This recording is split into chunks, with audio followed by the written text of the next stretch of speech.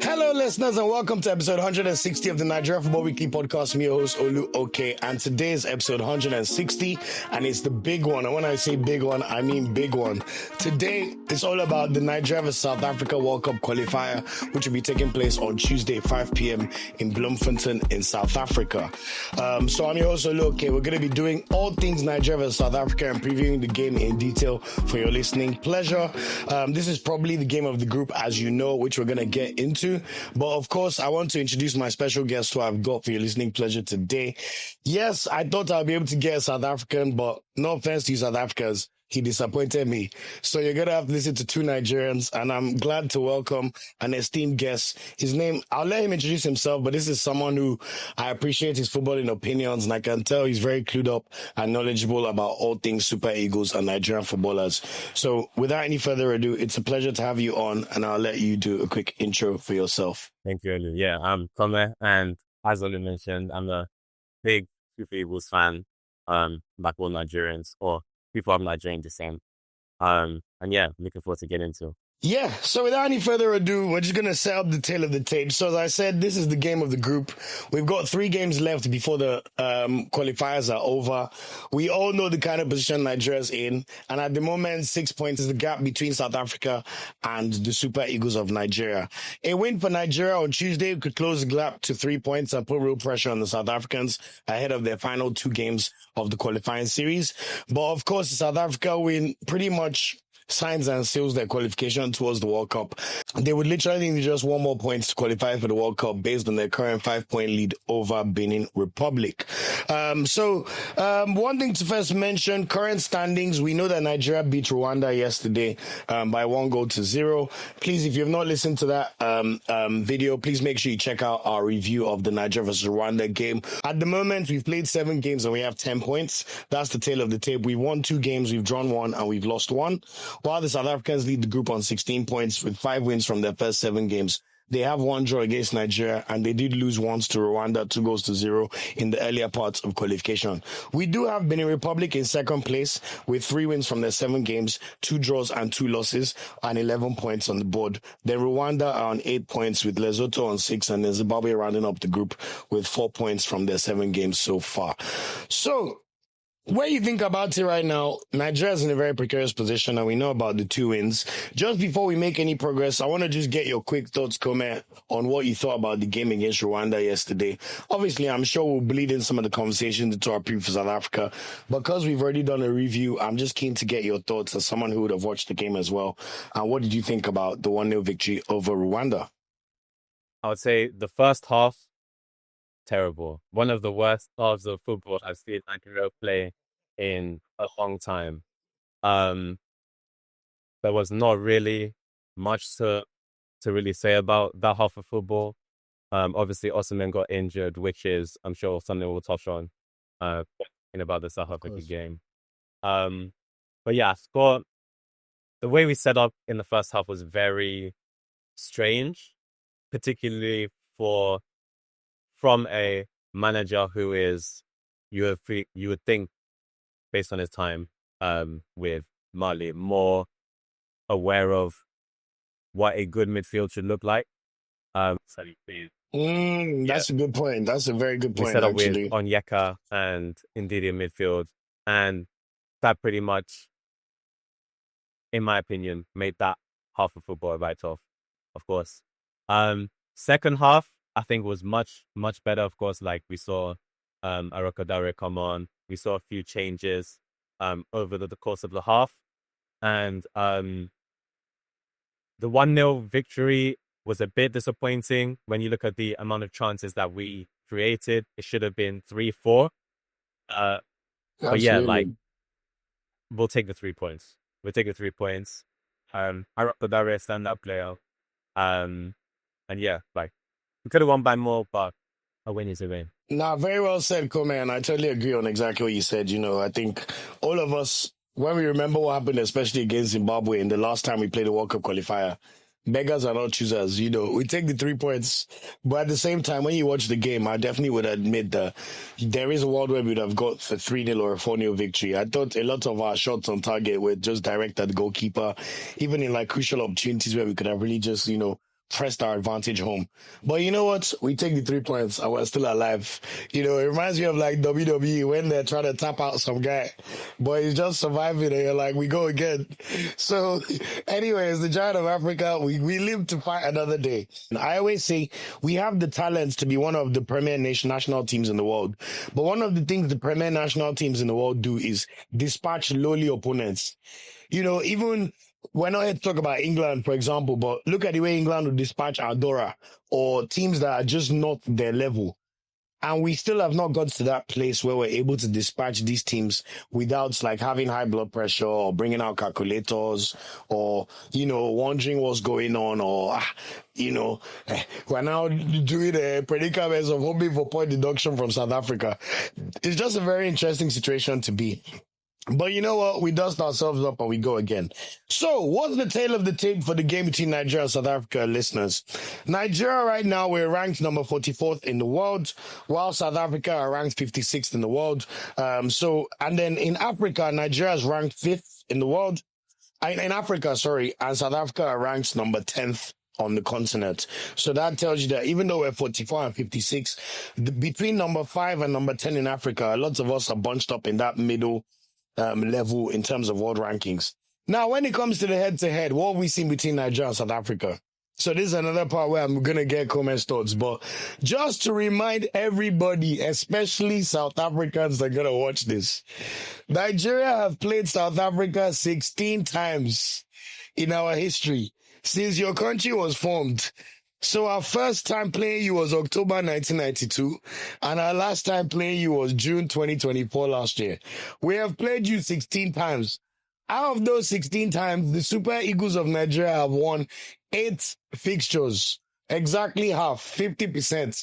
Remember, South African fans, see what I'm saying? Now we have drawn against you 6 times. Yes, a bit too many draws, and you're very lucky. In the entire history between Nigeria and South Africa have beaten Nigeria twice. You heard me correctly. Twice in the entire history of Bafana. So I understand this confidence and I want it to come. But don't you ever forget, Nigeria's the boogeyman to you, man. I remember throughout my life watching so many games of Nigeria putting South Africa to the sword. No be today. So just calm down. Respect your seniors. Yes, things have changed for you, but I want you to remember your history and where you are when you play Nigeria. In fact, the 2 times you beat Nigeria, one was an international friendly in the year 2004 in November. You beat us 2-1. Let's be honest, ain't nobody give a damn about that. Then, the only other time you beat us was in 2017 in June.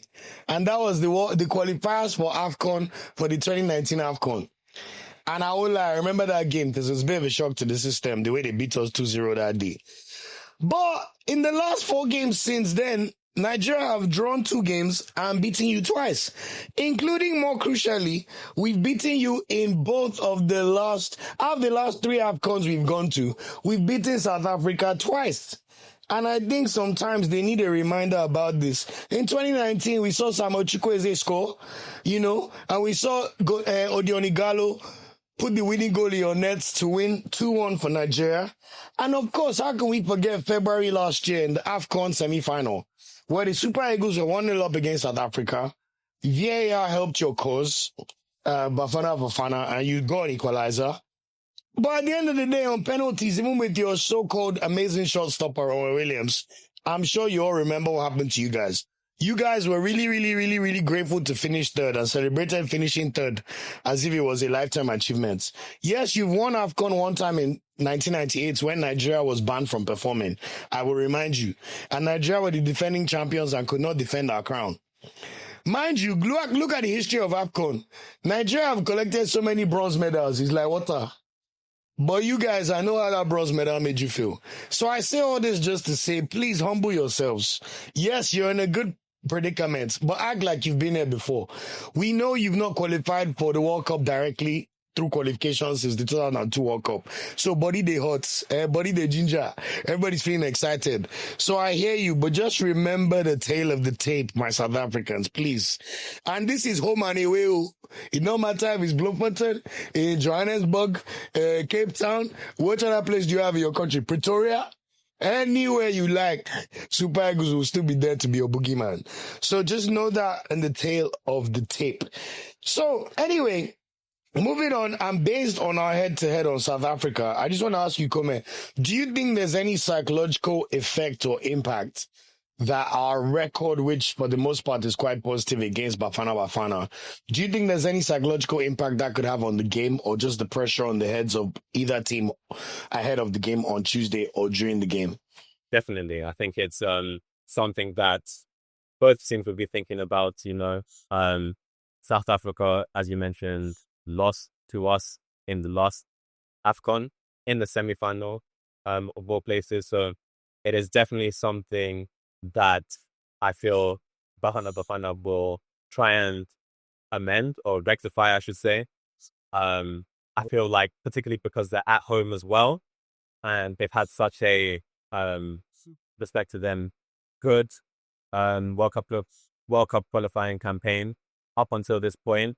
It would basically, for them to beat Nigeria at home, would basically be a stamp of certification for this Bafana team, which they can say, we've arrived and we've qualified for the World Cup, and we did it by we certified it by beating Nigeria, that beating us a new time.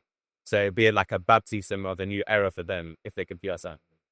I feel, of course, the Nigeria team as well would, of course, have that in their mind, that we've beaten South Africa so many times before, and to lose now at such a crucial point to them, it'd be something that would take a long time for each team to double burn. So it's definitely something that I think both teams could be thinking about. I think that's so perfectly said. I think Tuesday is going to be such a stamp of approval for either of these national teams. Well, if you're South African, you're feeling quite confident. It's an opportunity to, knock out, put a big blow on the big brother, and stamp your authority, because whether we like it or not, you guys are unbeaten in 15 plus games. I think since you lost to Nigeria in that AFCON semi-final, I don't think you've lost a match, but correct me if I'm wrong, South Africans, apart from your Chan games. So this could almost be like the crowning moment where you've now qualified for the World Cup, you've beat your big brothers, and it shows that, okay, we're here to stay.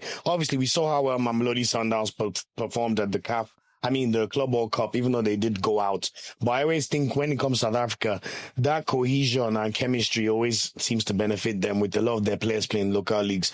And also, even what I've said about Big Brother, make no mistake about it, we respect the South African team. We know that's a very, very good team right now. Probably the best of your entire history, apart from maybe the Benny McCarthy and Sean Bartlett times. But even then, Nigeria was still beating you back on blue. So there's a real word to say that this might be your most cohesive unit you've had in a minute, So it'll be quite interesting to see how we're able to perform. And I also think, from what you said, if Nigeria lose this match, it would almost be a serious inflection point. Because as you said, and even earlier, in my history, since Nigeria has made the World Cup since 1994, we've never put together such a dire World Cup qualifying process before. Even the moments when Nigeria missed out on successive AFCONs in 2013, was it 2014? After we won AFCON, we didn't qualify to defend our crown. 2015 and 2017, I believe. We still did not mess up World Cup qualifiers. So when you really look at the tail of the tape, this is the worst performance ever for any Nigerian team in qualifying for a World Cup since the 90s. So to now lose to South Africa and go 9 points behind them, see them qualify, I think it will be such a seminal inflection mode, even though I'm not sure how much we can say with confidence that Nigeria or the NFF will inflect. Although I saw a tweet today that made me very happy by a respected journalist called Osasu. Osasu said he spoke to an NFF member and said, look, I hope you guys are aware that if we lose South Africa, people are dead men walking. And the NFF official said they know. I didn't know Nigeria had that level of self-reflection, so to speak. So just to tell you how big of a deal this is, you know. So I think it's quite finely poised for what we're going to see in this game. Now, just going to speak about the game itself so far. Before we talk about the South African players to watch, I want to get your thoughts on what you've seen from the South Africans so far in the qualification process.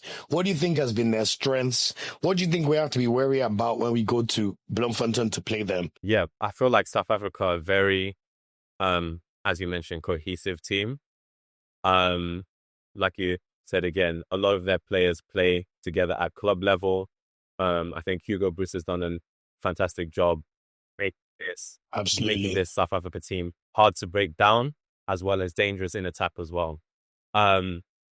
Yeah, so they've apart from the Rwanda game that they played and they lost, we've pretty much seen them dispatch who we'd expect them to dispatch.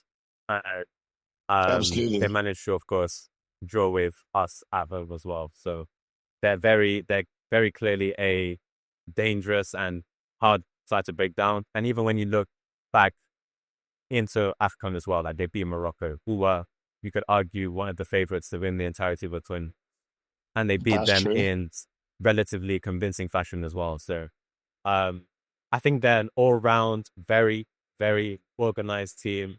They have a lot of set-piece threat as well. We see, I think, Mokwena good at free kicks. So they have, at least from direct free kicks, they have a lot of set-piece threat that we have to be wary of as well. South Africa is also a great example of what confidence brings to the table. You know, since they drew 1-1 to Nigeria, every single game they've played in World Cup qualifying, they've scored at least 2 goals. And they've won 4 straight games and beaten their opponents 3-1, 2-0, 2-0, 3-0, which means they've even cleared 3 consecutive clean sheets. Basically, you can say South Africa are doing what they're supposed to do with small boys in their group, which Nigeria should have done. And it's quite interesting to see. So both from a defensive perspective, we're seeing them really shut out teams they should be shooting out, but they're also growing in confidence. And you're seeing that effect in terms of them being able to score at least 2 goals per game. But of course, we also have to be honest. They have not played a team like Nigeria so far in this qualification round, apart from when they came to Uyo to draw 1-1. So I think it's going to be a much different beast and predicament for them to face. Now, I know you mentioned Hugo Bruce, and I'm glad that you spoke on that because I think it definitely has to be spoken about that when we look at the coaching element between the two teams right now. Yes, Eric Chelle has just been on board. I think he's taken a total of 6 Nigeria games, 3 World Cup qualifiers, and to be fair to him, he has gotten 7 points from 9. You know, in fact, he has kept 2 clean sheets. Apart from that Chirewa last minute goal from Zimbabwe, it would have been 3 clean sheets for Eric Chelle. You know, obviously, I know about the attacking issues which I already to speak to, but what you think about Eric Chelle so far, and like even the friendlies in England, which some of us were able to go and see against Ghana, Jamaica, and Russia, you know, can you let me know what you've seen from him so far? What you think have been the strengths so far? What you think there could still be some work done? And if you could also just quickly touch on what Hugo Bruce has done in the South African side, just to make him more well-rounded, that would be amazing. I feel like Eric Chelle has been handed somewhat of a poison chalice. Well As you said. mentioned, like he's had very limited time to work with this team. And you touched on like the friendlies, the Unity Cup friendlies against Ghana and Jamaica and Russia as well. I feel like with those friendlies as well, we didn't really see many of the players or as many of the players that Exactly. we knew would be prosecuting the World Cup qualifiers there as well.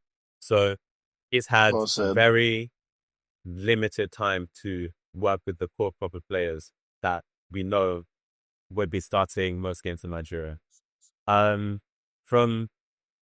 had a good Unity Cup, of course. Doing with the players that he had, winning, in not so convincing fashion against Jamaica, I must say.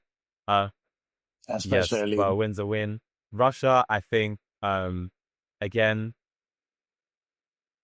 so like it was a draw at the end of the day, but there was nothing apart from a few players that we could pick out from that. For example, like Iche and Oyedika, that basically had Aroko Diary, of course. Aroko Dare as well, of course. Agru as well, that have now come into the May Super Eagles setup. There was nothing much to write home about these games. In the World Cup qualifiers, particularly with like the Zimbabwe game, we saw the difficulties that Eric Chelle has, or maybe has, closing out a game, which is worrying to me. And of course, we've seen AFCON where he was with Mali. He conceded, I think, if I'm correct, he's conceded in the 90th minute and then the Against Cote 120th d'Ivoire. minute in the Yeah, same match. yeah, So yeah. that shows you a bit of suspect game management. Yeah. Absolutely, And of course, in absolutely. the Ivory Coast game, of course, we also saw how they were pouring what's on his head and all that stuff. But positives, I feel like, particularly with this last squad selection, or the latest squad selection, I should say, we've seen a more balanced squad than we would have seen in the past. So he, at least, it seems to me at least, he knows sort of what players to pick. And in the Rwanda game, to be fair, of course, like, you've touched on like the first half, which wasn't really impressive at all. And it's quite surprising that the midfield that he picked. We at least weren't threatened by Rwanda. So it's interesting to see how he'll prosecute the South Africa game. I don't think he's faced a team of South Africa's quality yet in his tenure. So the jury's out. But hopefully, of course, we can hope that he improves on the performance of the first half of last game. Fantastically said. So as I said, I picked up on a few themes there. Eric Shell's very good defensive solidity for sure. I think also he's tactically flexible in terms of in-game management, making the right substitutions. I think the jury is still out on two things when it comes to him. He's never had a squad this talented before. And you could tell he's kind of struggling with knowing how to put the pieces together attacking wise. And I think we're definitely seeing some of that in terms of his tactical setups, especially like you said with the two DMs against Rwanda. That's not necessarily something I would appreciate. And then you also spoke about his in-game management in terms of conceding late goals. You know, we can't dismiss that, whether it's for Mali or Nigeria. It's something that had a lot of us panicking yesterday as well, you know, because we remember what Zimbabwe did to us. So I think let's still see, but he's done all right so far. I don't really ever want to judge based on the Chan Eagles because I think he has no business even managing them. When you think of the quality of the League of Nigeria being 12th in Africa, no offense, I always tell you people on the pod, it's not that we don't want to cover MPFL. MPFL does not deserve to be covered. I saw a video of Benny McCarthy, when one journalist in Kenya was asking him that why did he not use local players from the Kenyan league, Benny McCarthy said we would have lost 10-0. You people in Nigeria, shake your brain. MPFL is 12th in the whole of Africa for a reason. You watched how in Chan they got destroyed by Sudan. So please, all of you, for the next 1 year, just firm. When MPFL improves again, we'll carry their players again and talk about them. So I think that's the key one. Okay, just to move it along, and thanks so much for that. Now, we just want to quickly do our final three sections. One, players to watch. Now, I'll quickly talk about the South African perspective because I think when I look at the way they performed against Lesotho, I think their forward line is very, very, very adept. And of course, we have to take them into account. So who am I talking about? Mohau Nkota. So this guy who plays for Al-Ettifaq. So he opened the scoring for South Africa with the classy finish. Really good goal, it must be said. You know, after a cross, I think I love the way he placed it with his left foot. And I love his celebration as well. He definitely looked like a young player with a lot of potential. I think he's only 20 or 21 years old. Yes, he's gone to get the bag in Saudi, which I actually appreciate because I like when players move from the norm of just saying South Africa, you know, but he looks like a real live wire. Also, we must mention Lau Foster, who plays for Burnley in the Premier League. You know, I do think it's quite shocking that he's not even got up to 40 goals in his career and he's 25. You know, these strikers that are not prolific, but you must say that his hold-up play is still pretty good, you know, and he did score for South Africa in the last game. So, I mean, it'll be quite funny if he scores against us. After that, my slide job, but, you know, The truth is the truth. He has not scored that many goals in his career. And then another guy who scored for the South Africans on Friday, Oswin Apolis. I thought he was really good as well. His performance from the left wing was very, very good. And he's been a consistent assist provider for the team. Obviously, we know about the captain, Ronwen Williams, the goalkeeper, you know, stalwart for both Mamelodi Sundowns and the national team.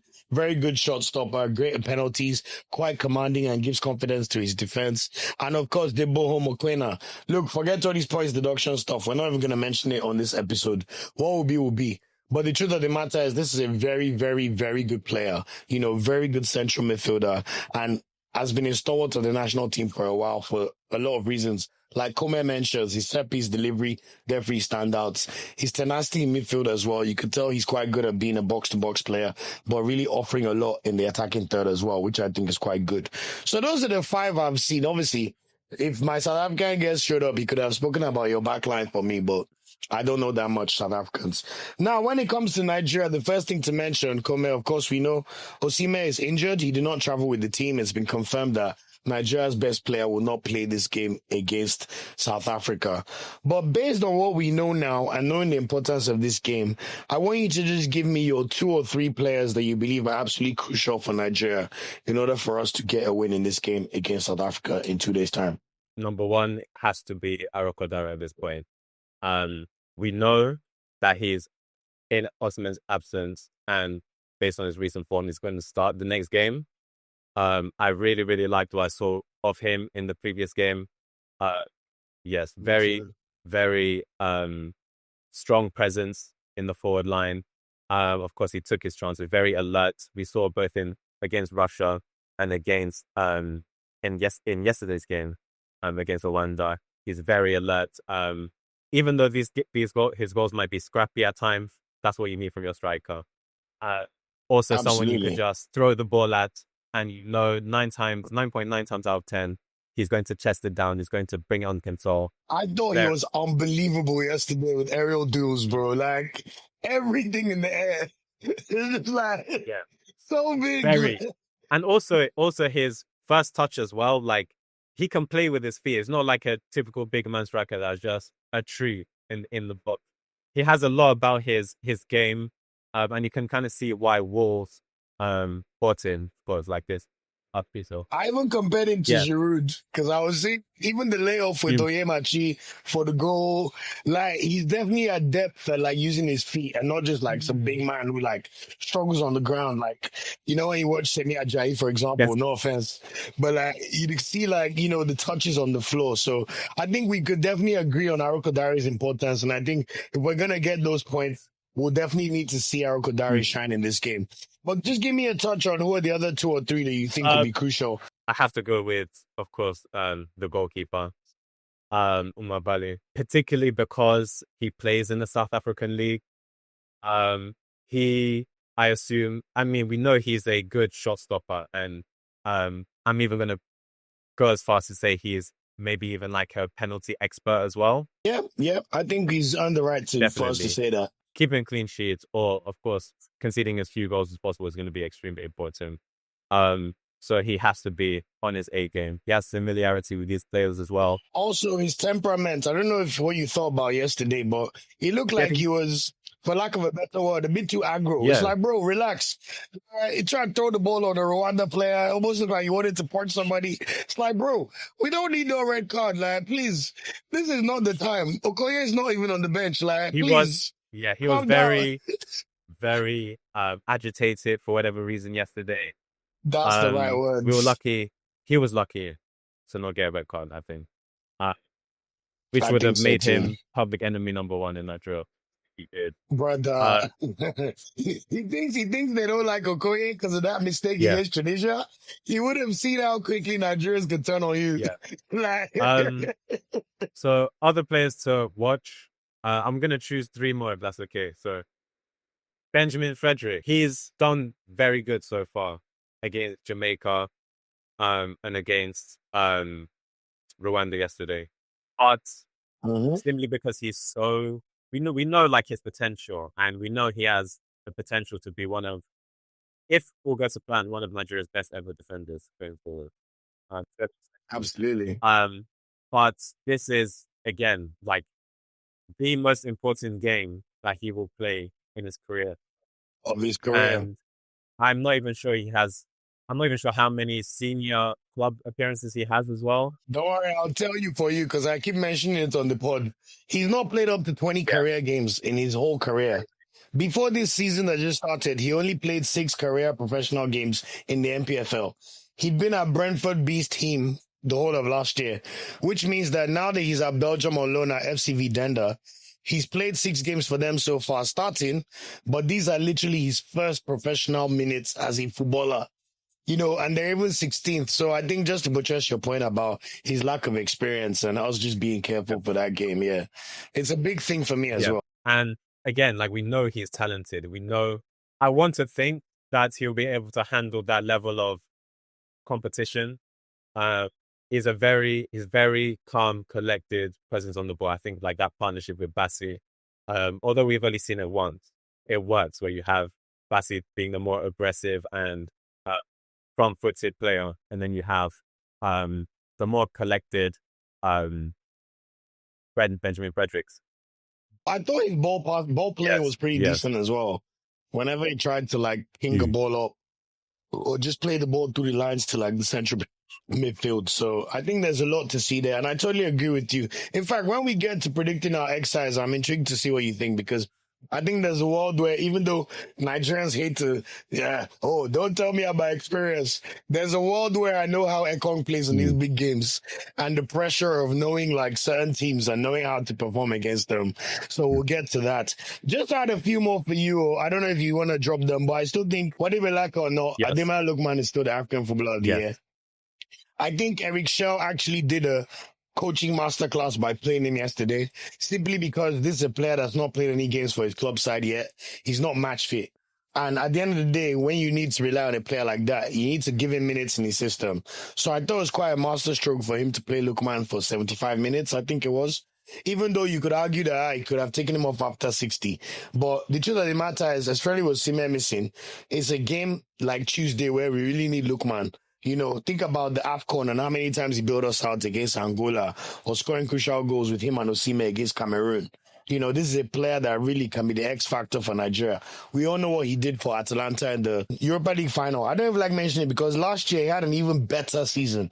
He scored almost 4 goals or more than 4 goals in the Champions League, hit 20 goals for Atalanta yet again, and showed that he could adapt to any striker Atalanta have. He played well with Retegi. The year before, even if it was Kamaka or whoever it was, he figured it out. So I think Lookman is one of those players that, whether he likes or not, Africa best for a reason. And when you need players that can give you an X-factor moment, look, South Africa, we don't need to win more than 1 goal. Just win the match, in my opinion. You can worry about goal difference in the final 2 games where you can look at your predicaments.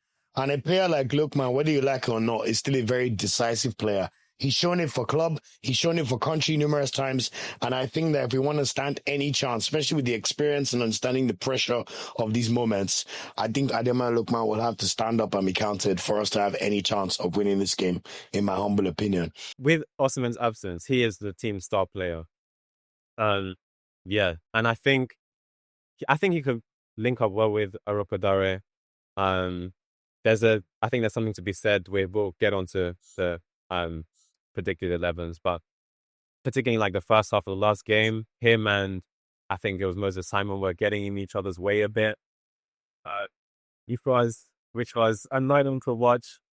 But yeah, like definitely Lookman will be the star player. Like without Osimhen, he has to start, in my opinion. I totally agree. I think there's no way he's not going to play anyway in terms of what Eric Chelle just seemed to show us on the day. So I think that goes without saying. So now to get to even the sweet spot, and we'll talk about Iwobi and Onyedika, but I want us to just do it when we do the anticipated XI. We don't have no South Africans here, so we expect them to probably play the same lineup. And just for everyone's listening pleasure, I want you to know what that looks like. Allow Foster as the striker. Mohau Nkota as the right winger, the guy we just spoke about as one of their star players. Also, Apolis, the number 7 who played, He's quite good. Then they've got Mbule who played as the cam. I don't know too much about him. Obviously, Teboho Mokoena in the middle of the park alongside Mbatha. I don't know too much about him. Now, their whole back line, I don't want to pretend like I really know these players. Obokasi, Molosane, Mobi, and Modiba. So let's see who can play. But I do know for a fact that this is a well-structured team and a team that almost gets to get the benefits of club football because we know quite a lot of them play for Mamelodi Sundowns. So they have that inherent chemistry. And of course, Ron Williams in goal. But of course, if Nigeria were going to get 3 points in this game, we have to make sure we keep their front line quiet. They've scored 2 goals at least in the last 4 games since they played Nigeria in World Cup qualifying. So I think it's very important that we shut down Foster, Nkota, and Apolis. And of course, we need to make sure that we take advantage of their centre backs. And obviously, it's always nice when you have a 6'5" Nigerian striker to look forward to. We'll see what going on. I also think one thing that we have to mention is Nigeria, we thrive on that pressure. We like when things are hard. I don't know. It's kind of, maybe it's a sickness. I don't know. But we like to be party poopers. It's like when the going is tough and when things are really like hard, that's when Super Eagles want to show that, we're resilient. We know how to get through the problems of the country. I don't know if it's the psychic, but I really think that counts for something, South Africans in big games. So watch out for that for sure. So anyway, quickly to move on to the Nigeria side of things, I'll start with Kome, then I'll do mine. Based on what you think we need to do to deliver this victory, what would be your starting lineup, please? Just give it to me, and then we could touch on some of the points where we need to elaborate on. Cool. So, goalkeeper goes without saying, Umar Bale, like he's the only goalkeeper that, of course, he's our number one, and he's the only goalkeeper really that inspires confidence out of the 3 openings. Much to be said about his temperament, but hopefully he's been told to keep it cool. I think there have been enough people who've been concerned about it on social media that the information will get to him that he needs to relax. So let's hope that he learns. Back 4, I mean, Olaino, of course, right back. Bassi, of course, will have to be one of the centre backs. The other centre back is hard to. I'm conflicted because we know that AFCON obviously made the mistake in the Zimbabwe game, and Benjamin Frederick has been so convincing in the 2 games that he's played. Either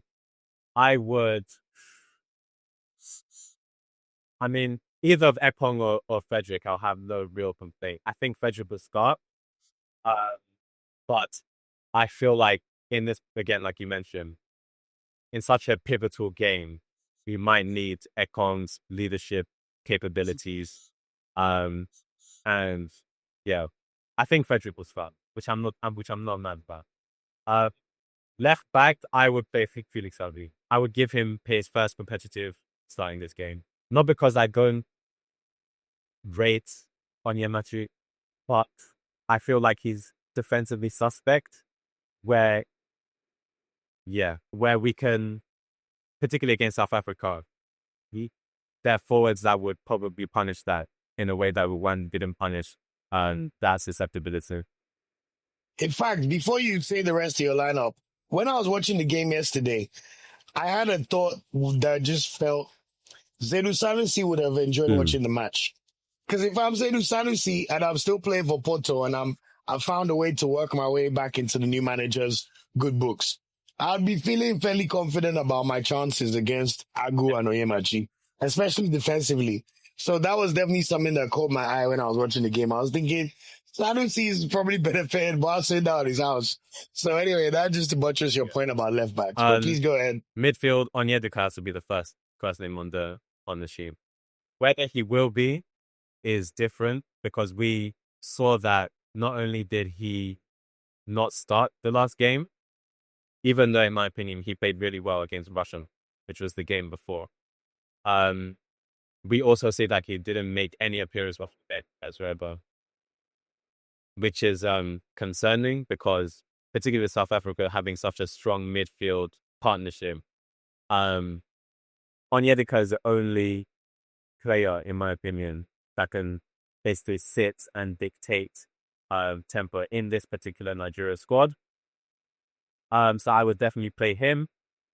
I would probably play Ndidi next to him as well. So we have uh, a midfield partnership of Ndidi and Onyedika. And then like the forward line is where it probably gets a bit hazier. Because, yeah, because we know Iwobi plays, I think Iwobi will play centrally. He'll start centrally. But we know that, particularly for Fulham, he plays well on the left, right?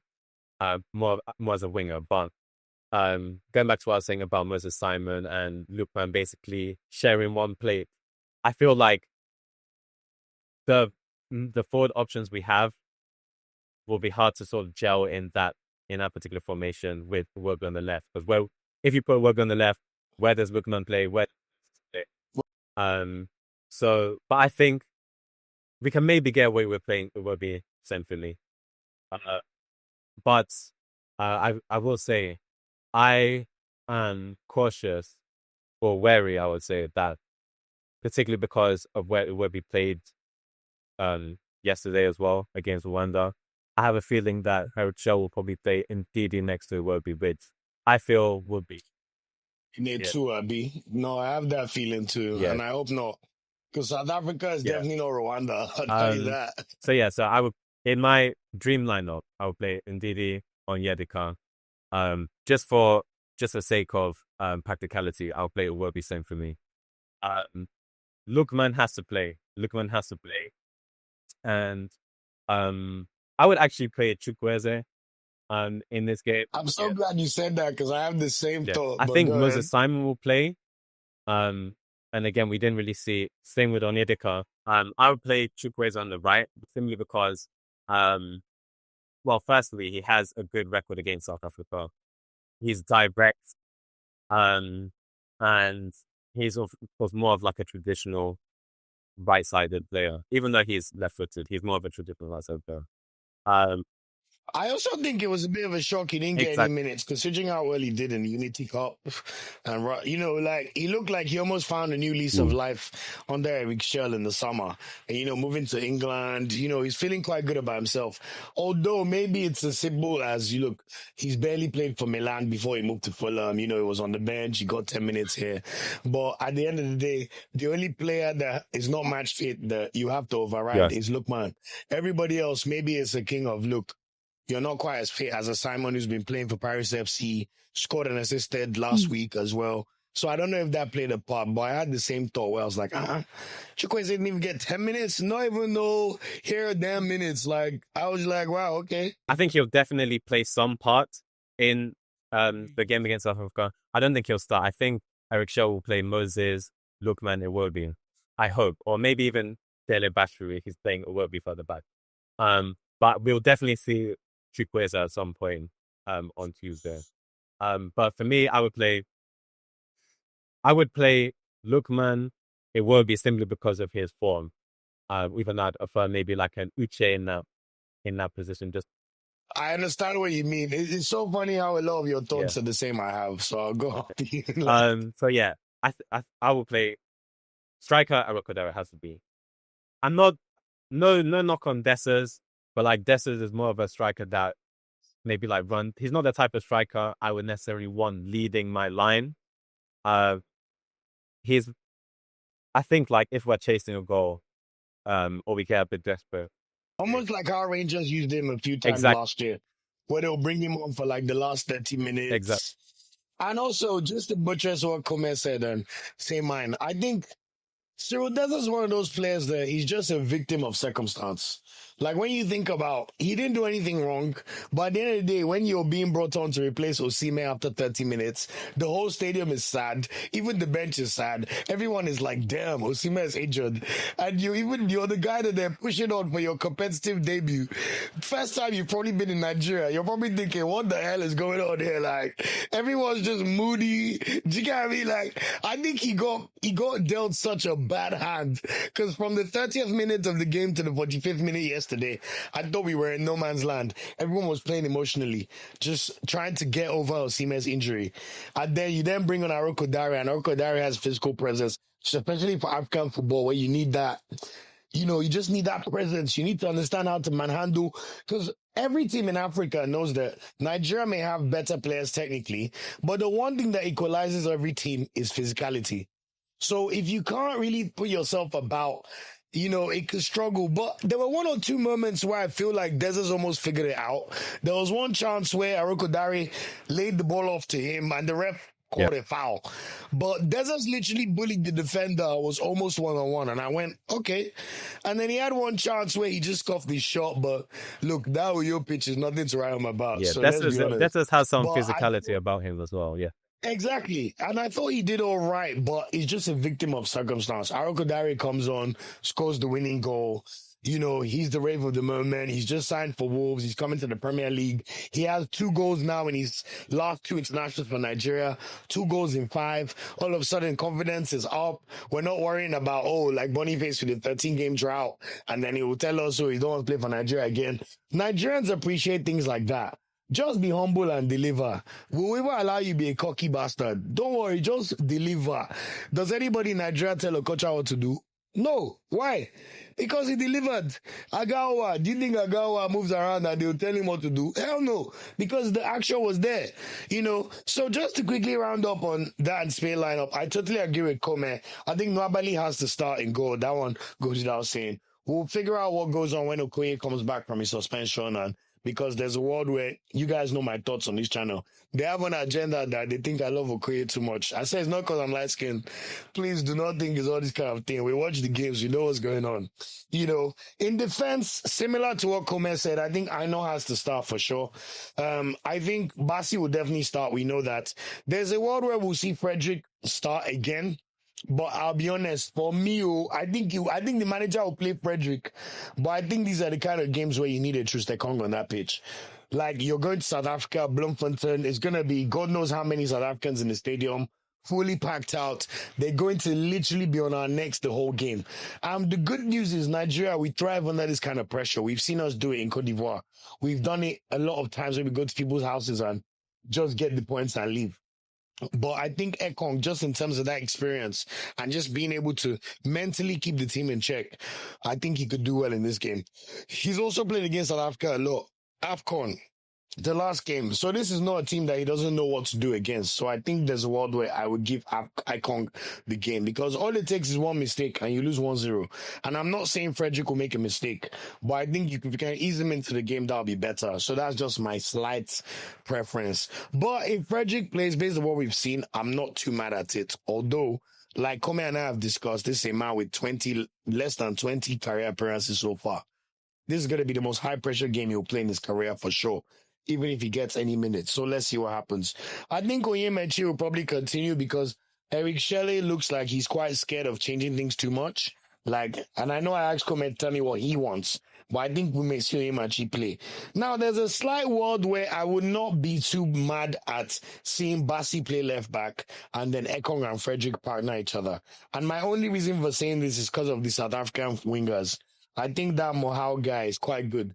And if you have someone like Basi shepherding him, he's not going to get as much good looks as he got against the Lesotho defense, for example. But the honest truth is, Onyemaechi or Felix Agul are also very quick. And they're actually good professionals compared to whoever that Lesotho left back was. So there's still a world where, let's be honest, it's not going to be the same level. Like, South Africa are not going to score 3 goals against Nigeria. I'm sorry. It may come back to bite me, but you're not going to cook us like you cooked that Lesotho team. I'm sorry. It's just not going to happen. So let's see what happens there. Middle of the park, I totally agree as well. I would play Onyedika and Ndidi. I think the most interesting thing or intriguing thing for me in the midfield with Eric Chelle was not playing Onyedika at all. And, really just trying to play 2 midfielders that have the same profile. Even Pesero at the last AFCON, he played Iwobi and Oyeka as a pivot because Ndidi was out injured. So it's quite interesting to see Eric Chelle play Ndidi and Onyeka. I thought that was a bit too negative. And I think against South Africa, as Kome said, with them having such a good partnership already, we need to be meeting them where they need to be met. Onyedika, in my opinion, is going straight to the top. He already plays in Champions League. He plays for Club Brugge. I remember watching a game where he played Rangers last year, or was it when they played Atalanta, and Ali McCoy was on comms. he was glazing Onyedika so much, like, oh my God, this midfielder is brilliant. Da, da, da, da, da. And I was thinking to myself, I couldn't understand how nobody even came in for Onyedika in the summer. But it's okay, you know what? We'll give you another year in the Champions League. Maybe win AFCON, we'll see. Maybe we'll get to the World Cup, we shall see. But I think Onyedika has to be a pillar of the national team. I thought Onyedika was pretty lost in the game, I'll be honest. I don't know if it's the pressure or just like anytime Onyeka just has to progress the ball, he just looks lost. Which is ironic because he got 2 assists for Brentford in their last 2 games. But I don't know, Nigeria pressure is different. When you see 200 million people whistling in your ear, you know. And similar to what Kome said, I think Iwobi has to play for sure. So he will play as Cam. Now, there's a world where, as he said, I like Chrisant Uche too a lot. I think Chrisant Uche is a game changer. Same for Fisadele Bashiru. This guy just has a mentality to put the ball in the net. But I think to start the game, give Iwobi a chance. Lukman will definitely play. We know that. So left wing is fine. Lukman will play there. Aroko Dare's position is sure. Aroko Dare will start. As Kome said, there's a world where Moses Simon will probably start. But I'll be honest, Simon did not impress me too much yesterday. I would let Chukwueze loose. Just like Kome said, he's played well against South Africa time after time. We also saw how he played in the summer. I also think in terms of being incisive and also offering a threat from the wing for being able to shoot the ball, cut in and shoot. We know Nigeria have crossing issues. It's okay. It's why I even like the idea of Iwobi from the left wing because you, my United fans on this chat, I know you see the way he crossed that ball to Smith Rowe against you guys. But you definitely know what that can be done. But anyway, let's see what happens. So I think Lukman, Iwobi, and Arokadar will definitely start. One of Chukwueze or Simon will start, but I would like to see Eric Shelley let the shackles off a little bit and give Chukwueze a game. Whether we like it or not, if we don't win this game, it's done. Bye-bye, yo. Another World Cup, 2 World Cups in a row. It has not happened since we qualified for our first World Cup in 1994. I don't know if people realize just how big of an issue this is or how bad this is. I think Ibrahim Gusau is going to lose his job if we botch that game. You know, it might take a while, but the writing's on the wall. Trust me about that.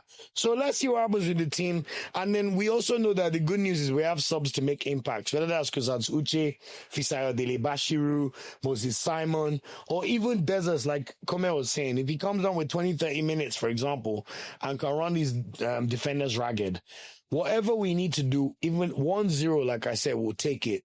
But we just need to get the job done. So thanks again for listening to this episode of the podcast. I know it's been quite a long one, but you know, that's what I was having enjoyable conversations about the Super Eagles, which we all love. Yes, they give us high BP and Wahala, but you know what? I won't have it any other way. It is what it is. When you sign up to support Super Eagles of Nigeria, and look, we know that some of us with Dawn as 90, we can still like the other team that has our players, but I won't lie to you, nothing fills me with joy like Super Eagles. I've tried. It's just not the same. So you know what? Thanks for listening and everybody. And just to round up the podcast, we're going to be finishing up with the predictions for the game. So Kome, my esteemed guest, thanks for taking the time and for giving me all these hours. So give me your predictions and also who you think will do the goal scoring for us. I'm going to go 2-1 Nigeria. Not even, okay, maybe I'm a bit biased, of course, because that is my support. But I think we have too many X factors to come off the bench. So, like you mentioned, we have Delabashu, we have Uche, we have Dessus. So, even without Osimhen's absence, I think we'll get goals with Arokodare, Lookman, of course, starting Chukwueze, who may or may not start. Moses Simon, when he wants to behave, and he can be extra. Well, when he wants to behave, honestly, my bro. bro. It won't be as well. Maybe not so much a direct goal threat, but that's someone that obviously makes a big impact on the team. So I think, I'll give you my worst case scenario. Worst case scenario, I think we draw. Maybe like a 1-1. But my prediction will be 2-1. Yeah, I think we won't keep a clean sheet. I don't see that happening. Particularly with as you mentioned, by Onyemachi being late. Yes, attacking Barroso stuff like that, but Onyemachi being a bit of a weak link in that defense, and Benjamin Frederick not being as experienced as maybe in Tekon, for example. I think we'll definitely concede at some point.